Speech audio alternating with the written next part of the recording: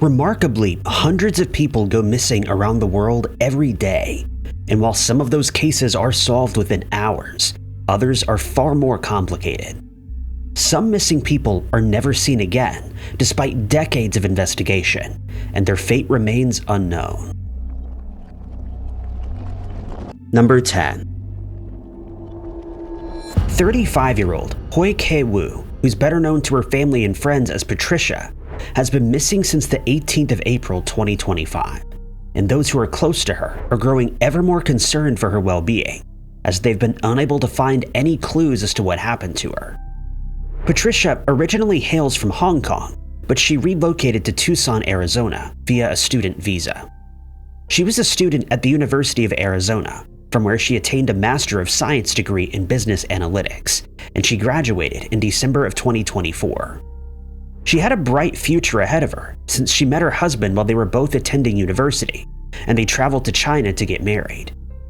After she finished her studies, she stayed on at the university as she was offered a job as a lab research assistant. Her husband describes her as a friendly and outgoing person, which instantly attracted him to her, and before long they'd become good friends. After a few months, their relationship developed into a romantic relationship, and he decided to ask her to marry him. All of these factors make Patricia's disappearance all the stranger, since she was looking forward to her future, and according to those close to her, she wouldn't simply leave of her own accord without informing her loved ones. But on the 18th of April, 2025, she was at home with her husband in Tucson when she told him she was stepping out to get some fresh air. He would later tell investigators that this was in no way unusual, but when she failed to return to the house, he became concerned. When she was still nowhere to be found the next morning, he contacted the police, and a missing person file was opened. Searches in the immediate area were carried out to no avail, and 2 days later, Patricia's Volkswagen Tiguan was discovered in Catalina Highway near Windy Point at Mount Lemmon. There was no sign of her, but when the vehicle was searched, her purse and phone were found to still be inside. It was assumed that Patricia was somewhere in the area and that she may have gotten lost, but despite a search effort that lasted for 6 days, no further clues were found. While the possibility has not been ruled out, investigators stated that they found no evidence to indicate that anything untoward had happened to her, but the investigation is ongoing, and Patricia's devices, including her laptop and cell phone, are being analyzed in case they contain information as to where she planned on going that day. Her friends and family have been left baffled by the fact that her car was found at Windy Point, since she'd never spoken about visiting that area, and had she decided to travel there, she would have told her husband where she was heading, but that was not the case. Her friends have asked that anyone in the community who has security cameras check them for footage of Patricia, since it may help establish her last movements before she vanished, but no such footage has been found at this point.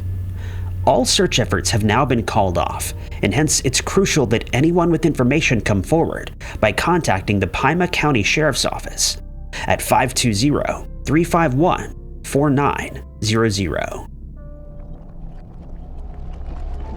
Number 9. It's very uncommon, but also disconcerting when a missing person's vehicle is found, but they cannot be located.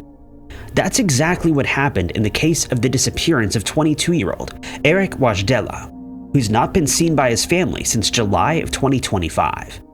Since this case is only a few months old, not much information is available, but it's known that Eric was living in the 1400 block of Denton Court in Plainfield, Illinois when he went missing, and that he was last seen there on the 26th of July. It's believed that the last person he spoke to was his father. Investigators have revealed that they spoke on the phone on the 27th of July, the day after he was last seen, but he's not been in contact with any of his friends or family since then.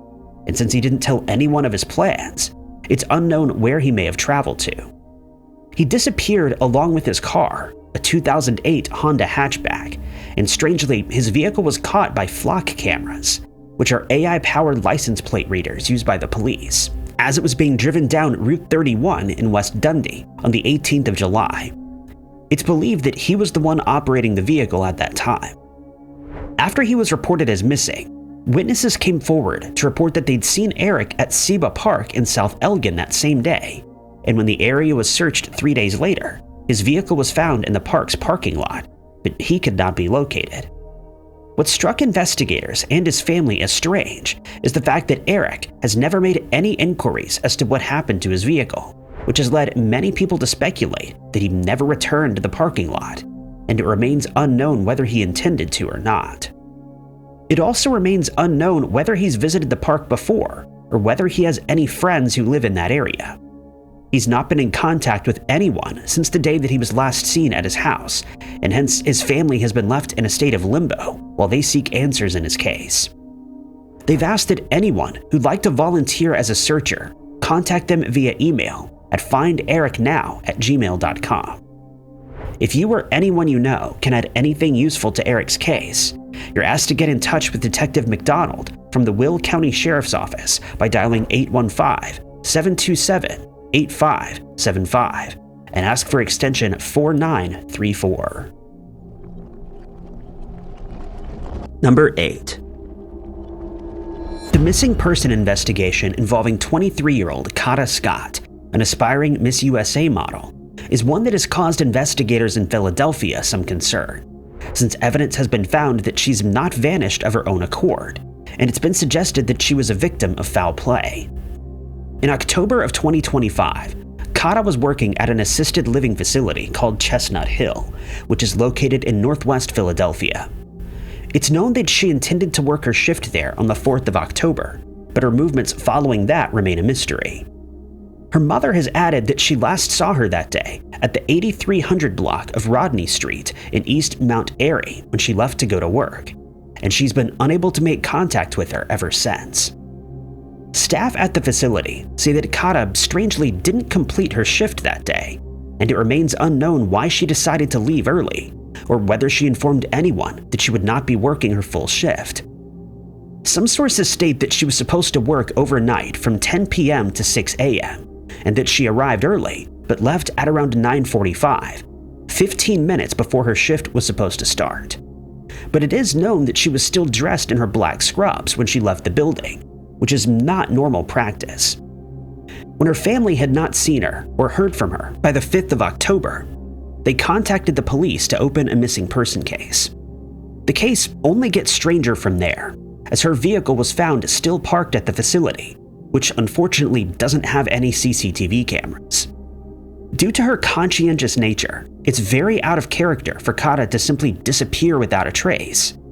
As part of the investigation, her cell phone and social media activity have been closely monitored, but neither has shown any activity since the day she vanished. Her family told the police that days prior to her disappearance, Kata had complained that an unknown person had been calling on her phone and harassing her, but it isn't known what this person told her, and they remain unidentified. Many people believe that when that person is found, it may lead to Kata's whereabouts. One tip, which was received on the 10th of October, led the police to search the area surrounding the Aubrey Arboretum, which is situated about 3 miles from Kata's workplace, but no clues were found. The search was conducted with the aid of search dogs and police officers, but to no avail. The fact that she's not been active on her social media is causing a lot of concern, since Kata was known to use these platforms every day.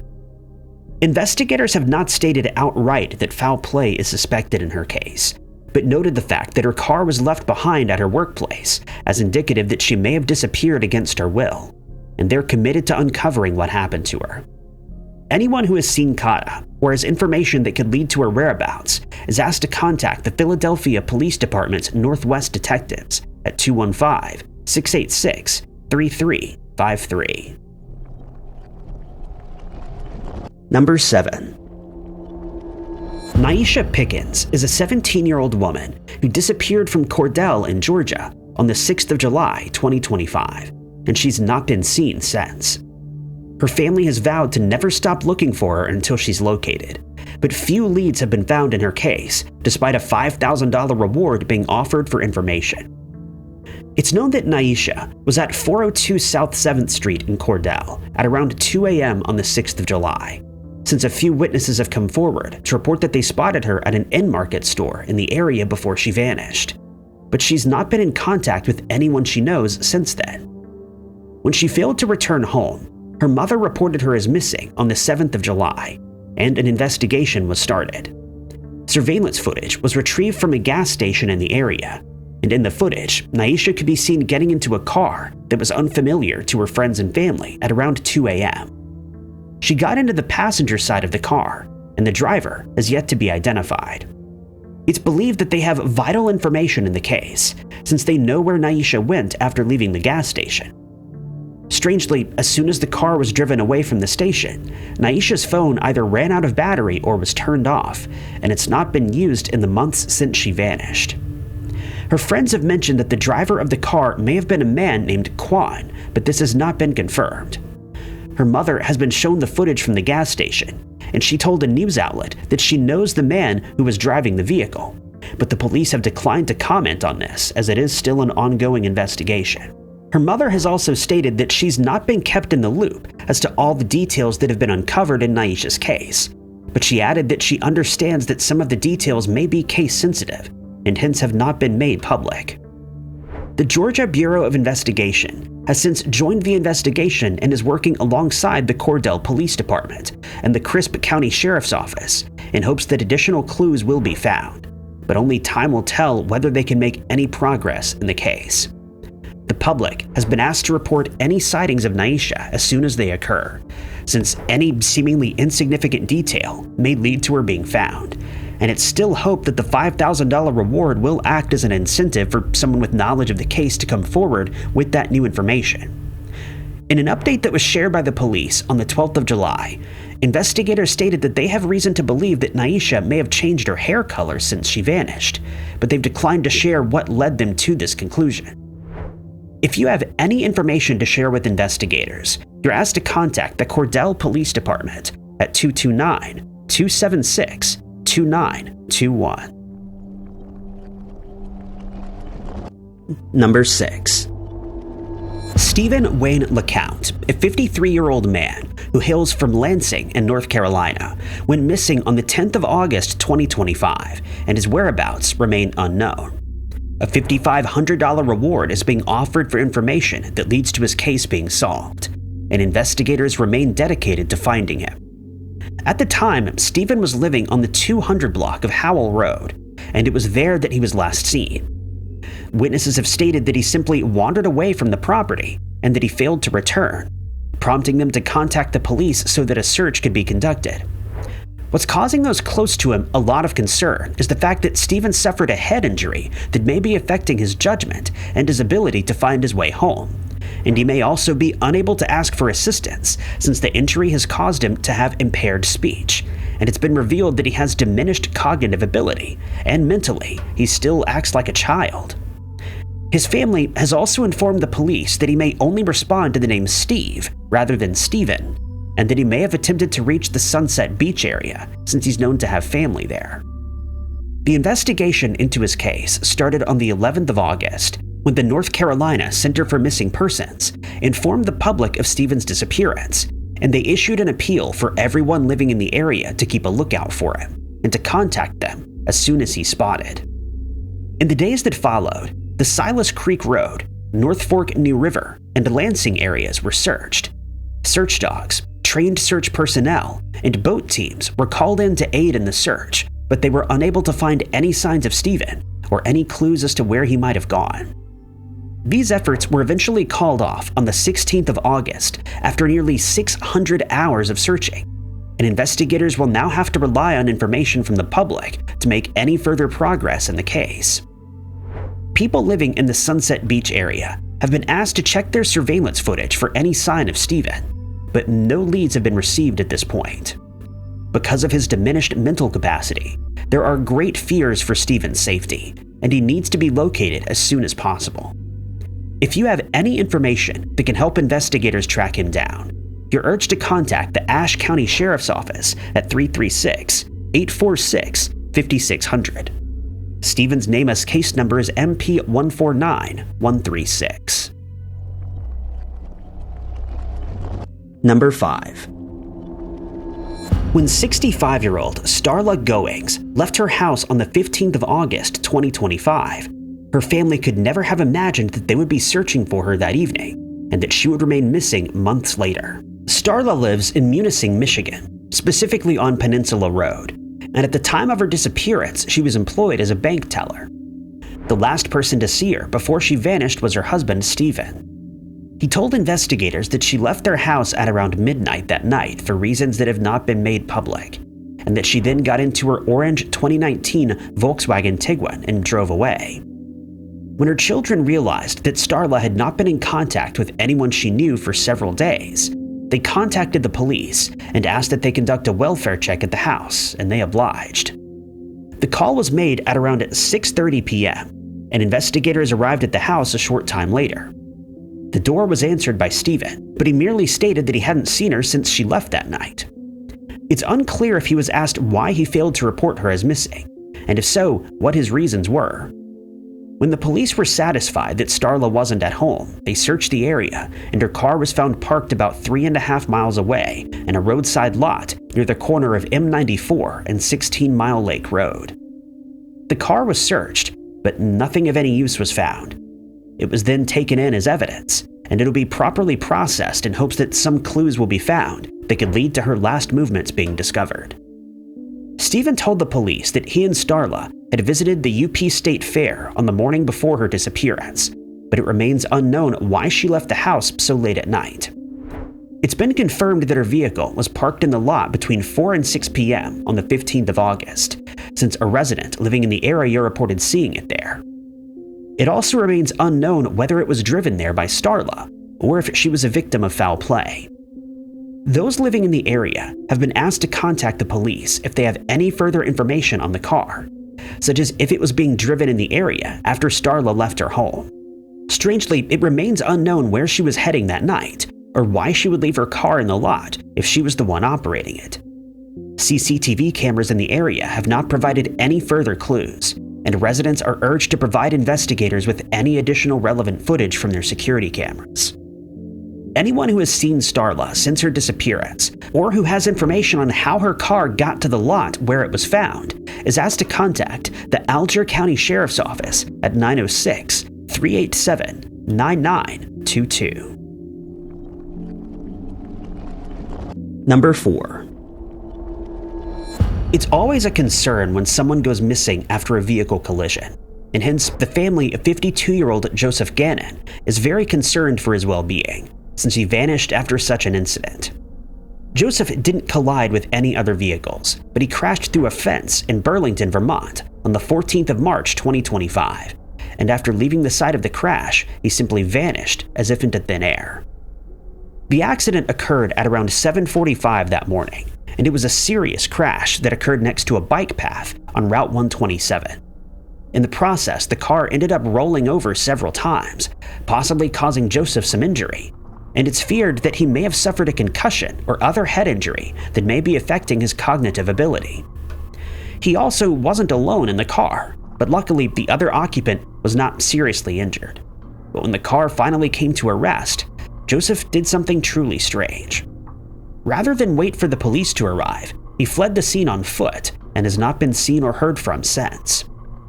The person who was in the car with him told the police that he was supposed to meet up with Joseph a few days later, but he's not been in contact with any of his friends or family, and it remains unknown where he may have fled to.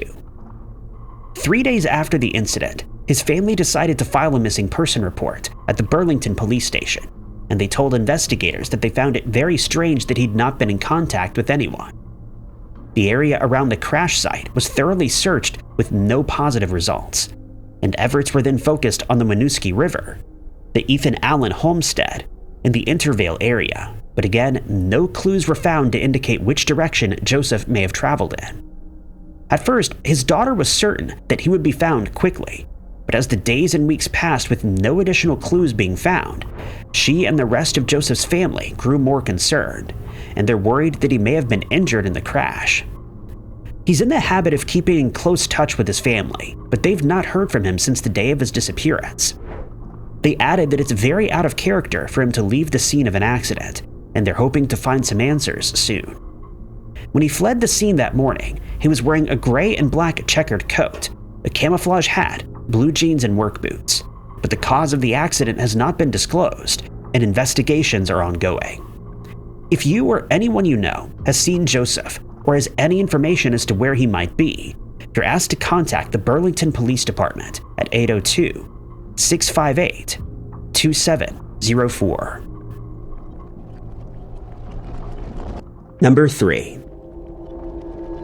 It's very often the case that when someone goes missing in the wilderness, it's because they were woefully unprepared to spend an extended period of time on a trail, and it seems that that's what happened to 24-year-old James Cole. His family told investigators that James left their house in Harrington, Kansas, early on the morning of the 31st of August, 2025. He set out at around 7:15 a.m. after getting into his car, a silver 1999 Ford F-150, and headed to work. But his manager would later report that he never showed up for his shift. His movements that morning have left his family and police baffled, since his behavior was not only very out of character, but inexplicable. Rather than head to work, as he was supposed to do, he drove to Flint Hills Nature Trail. According to witnesses who saw him there, he started walking along the trail at around 8 a.m., just 45 minutes after leaving the family home, and he started traveling east. It remains unknown why he chose to go to the trail or what his plans were once he arrived there. It was noted by experienced hikers that he was ill-prepared for a hike, since he had no food or water with him and also wasn't carrying any equipment or additional clothing to keep him warm against the elements. When his absence from work was reported, James's family contacted the police, and he was reported as missing. A search was conducted that same day with the aid of trafficker dogs. They were able to find James's scent and followed it to 2800 Avenue and US Highway 56, and then to Burdick before his scent was lost. It's been suggested that he was traveling to Emporia, since he's known to have family in that area, but that theory has not been confirmed. Unfortunately, he cannot be tracked using his cell phone, since he didn't have it on him at the time. He also left his wallet behind, and hence may not have had any funds to buy food or find accommodation. His family assured investigators that James does not have any mental health issues, and he has no addictions that may cause him to act erratically. When the search dogs failed to locate him, drones were brought in to search from the air, but no further clues were found, and James's whereabouts remain unknown. Anyone with additional information on this case is asked to contact the Harrington Police Department at 785-258-2227 or the Kansas Bureau of Investigation at 785-296-4017. Number 2. 43-year-old Joynell Brandon is a mother of 3 who's not made any contact with her family since May of 2025, and they've made several appeals to the public to report any sightings of her, as they're very concerned for her well-being. Joynell hails from Pine Bluff, Arkansas, and on the 13th of May, she was dropped off at a family friend's house at around 9 p.m. She and the friend planned on playing some cards, and he would later report that night went exactly as planned. When they were done, Joynell was picked up by a man who was unknown to her friend. He reported that the man was driving a white box truck and that Joynell had been seen getting into the vehicle on Universal Avenue at around 10 p.m. The case took a strange turn following this. While it remains unknown where Joynell and the man went after leaving her friend's house, her family stated that at 1:56 a.m., she sent them a text message asking for the door to the house to be opened as she'd arrived home. But when they opened the door, she was nowhere to be seen, and she's not been in contact with anyone she knows since then. Causing further concern is the fact that she suffers from a mental health condition for which she takes medication every day, but she does not have it with her and may be struggling to cope. Strangely, the man didn't drop her off at the house, as would be normal practice, but instead dropped her off around the corner, a short distance from the house. The text message that they received after that also strikes them as strange, since Joynell is known to text incomplete sentences, and the text that was sent that morning sounded nothing like her. Her loved ones told investigators that Joynell would never decide to disappear of her own accord, since she would never abandon her children. She's also known to keep in touch with her friends and family on a regular basis, but they've not heard from her at all since that morning. They've added that the strain of not knowing where she is or what happened to her has taken a toll on the family, and they've asked for the public's assistance in her case. Investigators have not revealed whether they believe foul play is a factor in Joynell's case, or whether they have any leads as to the identity of the man that she was seen with. It's also struck a lot of people as strange that the mystery man has failed to come forward, since news of her disappearance has been spread far and wide in the area, and he would surely want to clear his name as soon as possible if he isn't responsible in her disappearance.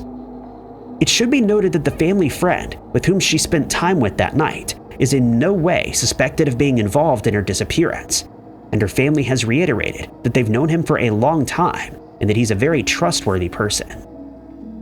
If you've seen Joynell or know where she may be, you're urged to contact the Pine Bluff Police Department's detective tip line at 870-730-2106. Number 1.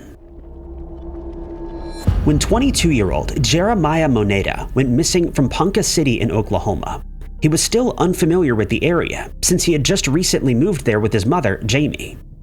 He originally hailed from Kansas City, Missouri, where he lived with his uncle, but when he passed away, Jeremiah decided to relocate to Oklahoma.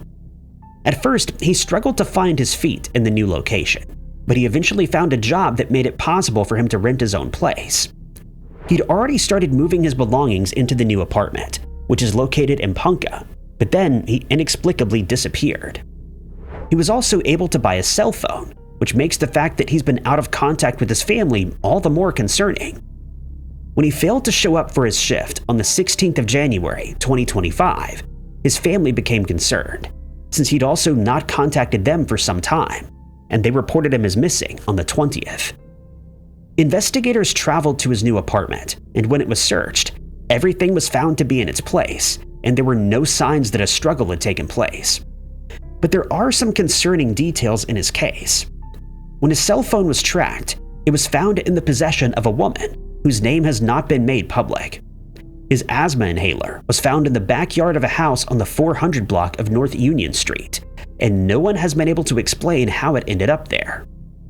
Jeremiah always has his inhaler with him, according to his family, and the fact that it was seemingly discarded in a stranger's garden has struck them as very strange. His mother told investigators that she received a phone call from the unnamed woman, who informed her that she found his phone and inhaler. She then texted him to inform him that these items had been recovered, but when he didn't reply, his family started to worry that something untoward may have happened to him. They then contacted all the hospitals and police departments in the area in case he'd been injured or arrested, but this was not the case. Strangely, whenever they called his new phone, someone would accept the calls and then immediately hang up, which they state is not something that Jeremiah would do. They've also noted that all their text messages have been read, but they've never received a reply. When the police contacted the woman who had his phone, she suddenly changed her version of events, and she now stated she didn't find the phone, but that Jeremiah sold it to her for $20, and his family feels this is a lie. His bank account has been monitored since he was reported missing, but no transactions have taken place in the months since his disappearance. Jeremiah is described as having black hair and brown eyes, standing 5'7" tall and weighing 130 pounds. He remains missing, and anyone with further information on his case is asked to contact the Ponca City Police Department at 580-767-0370. Thank you guys so much for watching. If you liked this video, be sure to hit that like button. Also, don't forget to subscribe and click that notification bell to keep up to date with all of our future uploads. But my name is Ty Knotts, and I'll catch you guys in the next video.